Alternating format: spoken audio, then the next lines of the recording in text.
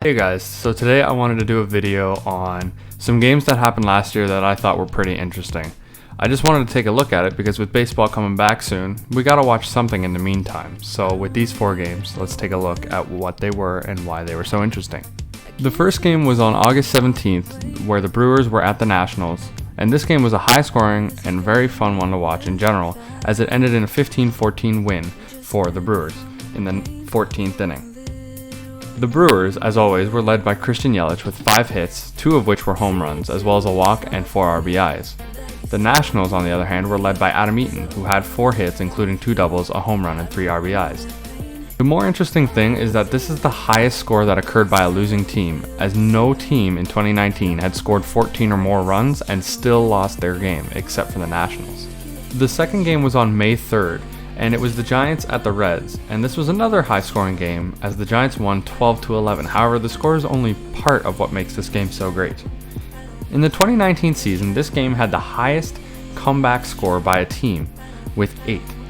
This is even more impressive as not only was the deficit erased, but the score of both teams continually went up back and forth before the Giants caught up, as the score was 8-0 for the Reds as early as the bottom of the 3rd, and took until the top of the 9th for the Giants to finally catch up, where they tied at 11, and then they finally won in the 11th inning.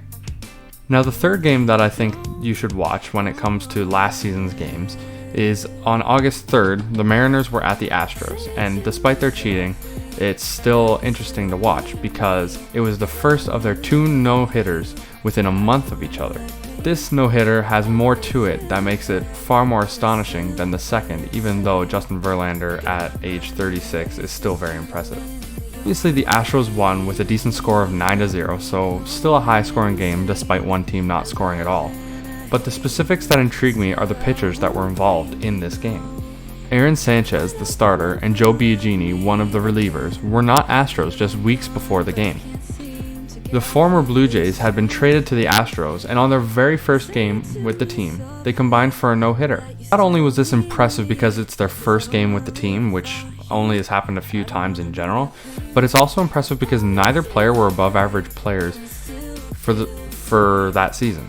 And because of it, it just came out of nowhere. Sanchez at one point was relatively dominant when the Jays were going for their World Series runs in 2015 and 2016. Despite not making it, he was still a big part of that team. And he hasn't been the same player since, as he's battled injuries and just hasn't been consistent ever since. This game, however, may have revived some of their careers, as Joe Biagini has since gotten another year contract with the Houston Astros for $1 million in 1 year. But Aaron Sanchez still awaits for that contract. The final game I suggest you watch was on June 13th, where the Reds were at the Rockies, and this one was once again a high-scoring game.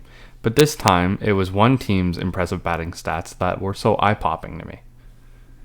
In this game, the Reds won a whopping 17-9, but did so on the backs mostly of Yasiel Puig and Phillip Ervin, as they hit 4 and 6 times respectively.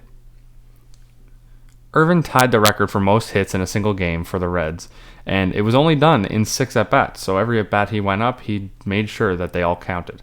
This game had some speed and power, too, as the Reds combined for 5 triples and 3 home runs.